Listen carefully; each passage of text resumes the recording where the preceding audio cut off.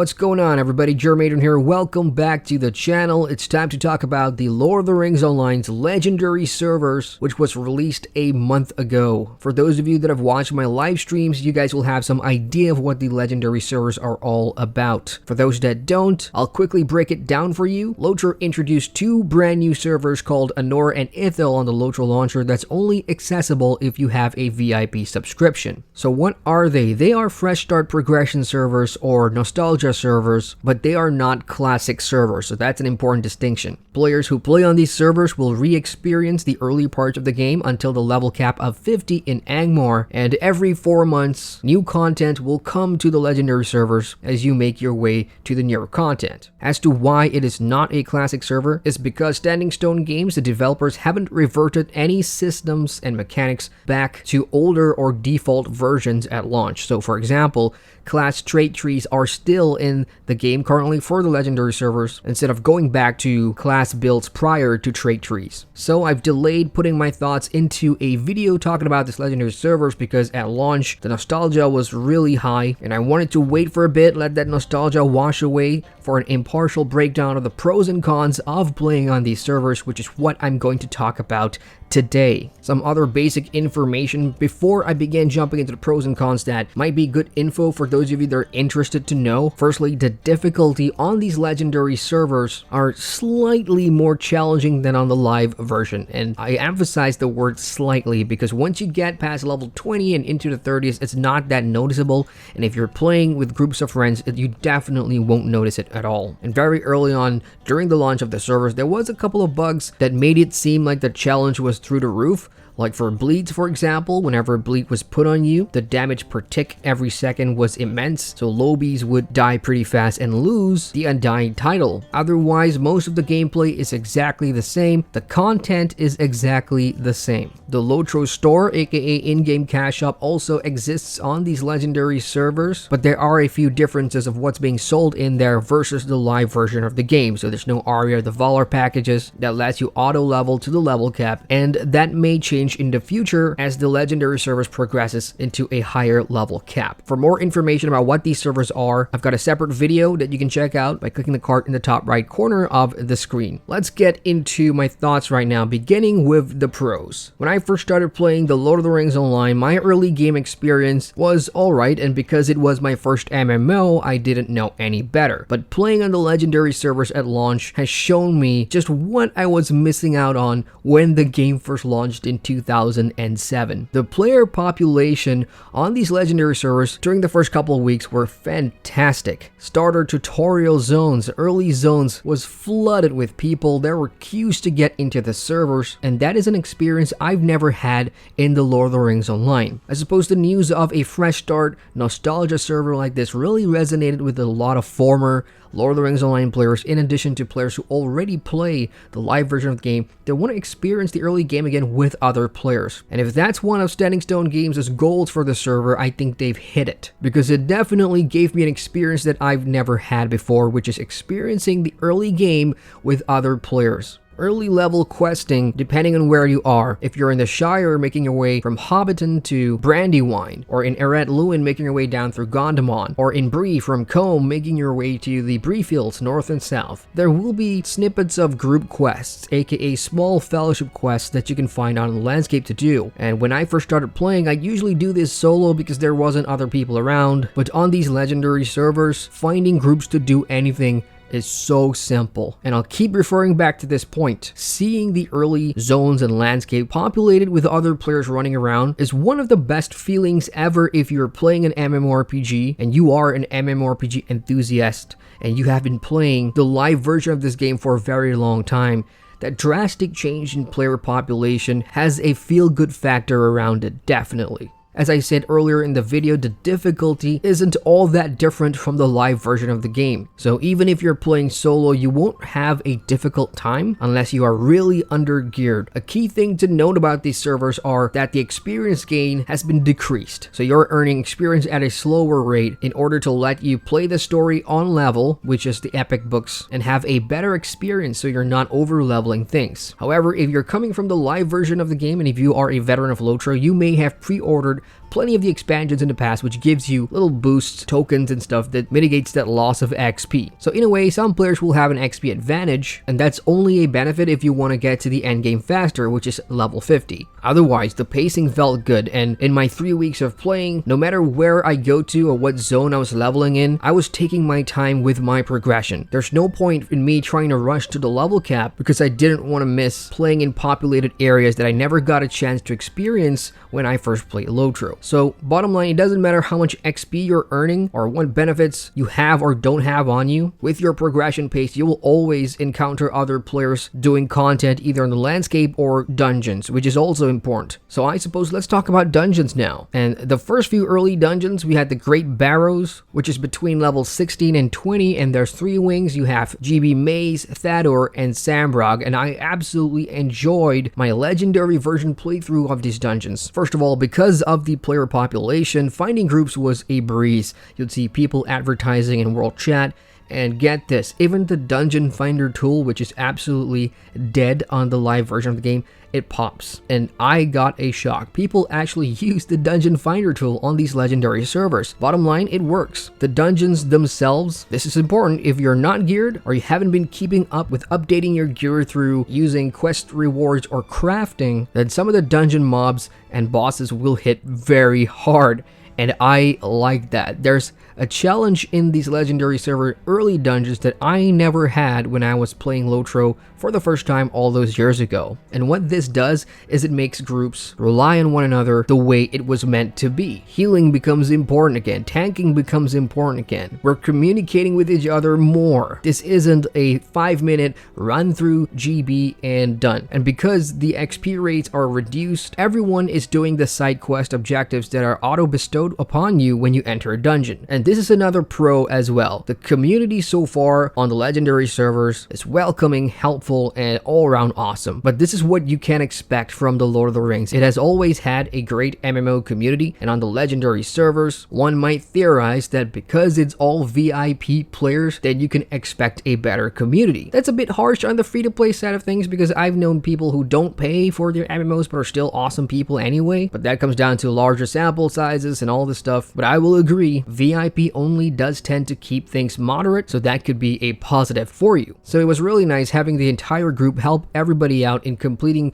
their side quests before moving on to the next phase or getting out and doing the next part of the dungeon. As for dying in dungeons, it definitely happens, well for me at least, because it's been some time since I've done the early dungeons like the Inn of the Forsaken, for example, or Garth of Garwin, that the mechanics I don't remember quite that well. So I was doing it like this is my first playthrough and I wanted to see what the community would react to me. How would they react to this noob who keeps dying in the dungeon? And to be fair to the people that I've played with, classic Lotro. Helpful, patient, and that's just the way I like it. Alright, so let's move on to the cons now. Let's talk about some of the downsides of the legendary servers so far and get the obvious one out of the way. It's a subscription only server, so that means if you're not paying 15 bucks a month, then you're not getting on these servers to play. This is obviously disappointing for those of you that would have liked to get on these servers to play with your friends or your guilds who may have moved to the legendary servers, and because it's not free, then you can't join them. So I understand your disappointment there. And in the interest of fairness, I'm thinking of how SSG could have charged for this server. Would there have been alternative ways to make everyone happy here?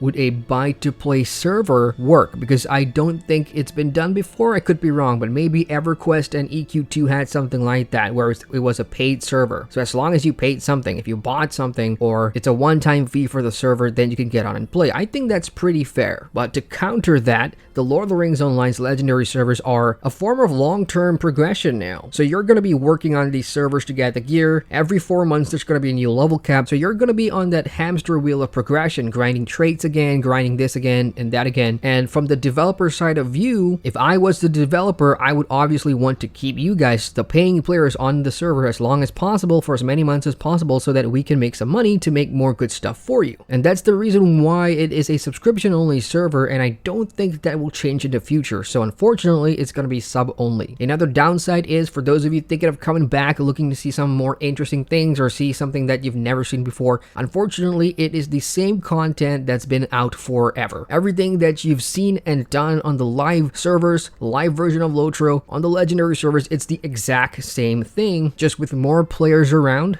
But elsewhere, they have added some of the newly introduced features to the game, and when I say new, think 2 or 3 years ago. Stuff like the Bingo Boffin episodic quests, where you follow this one hobbit on an adventure, which keeps on getting updates that takes you all over Middle-earth. This was a new episodic content feature that is somewhat new to the live version, and that's coming to the legendary version as well. But in terms of original content, like a new dungeon in the early levels or anything, no such thing exists. So again, it is the same content that you will find on the live version of the game. Now the next con, and this could possibly affect you if you've gone away from Lotro and you've played more modern games and are now coming back to see what has changed, you will be wary of the early game design. Lord of the Rings Online is now 11 years old, we're about to hit 12 years, and because much of what you're doing on these legendary servers up to level 50 was made over a decade ago, some of the early game designs when it comes to questing, movement, and the exploration and the grinding of traits may annoy you somewhat or frustrate you. Quest design is the same as it's always been. Right out of the gates, you will have a ton of side quests to do, and you definitely want to do them for the experience points, being that XP is reduced on this server, and it is the quality and the fun factor of these side quests that comes into consideration. How many bears can you kill? How many boars can you kill? How many sickle flies can you kill? How many bandits can you kill? How many goblins can you kill? How many crabine can you kill? How many wolves can you kill? How many wargs can you kill? How many times can I say how many things you can kill? So if you don't mind that and have been desensitized to that sort of fetch and kill quests, which has been a core element of Lotro's questing system over the years, including on the live version today, then you won't have a problem with this. And you can definitely mitigate that by playing with your kinship, playing with your friend, playing with your wife, husband, spouse, brother, sister, family, whatever. If you're playing with somebody else and you're having a good time on voice chat and on Discord, you will not feel that at all. Just get on chat, talk to each other about your favorite Lotro moments or the time you remember coming back here, and just chat with each other, and you guys can just blow through the early questing game design, which if you're playing alone on your own on a rainy cold night, you will definitely feel the effects of not this again. There have been reports about early game bugs that have been around for a decade too that has not been resolved. I have not encountered any of these issues, and I will only talk about what I've experienced, guys. So I haven't experienced any of the early game bugs, so I can't talk about them. But just keep in mind, players have been reporting that they have been facing issues in places like the Old Forest, for example, that got a revamp. And there was a quest to kill wolves, but wolves weren't spawning for whatever reason. The other considerable con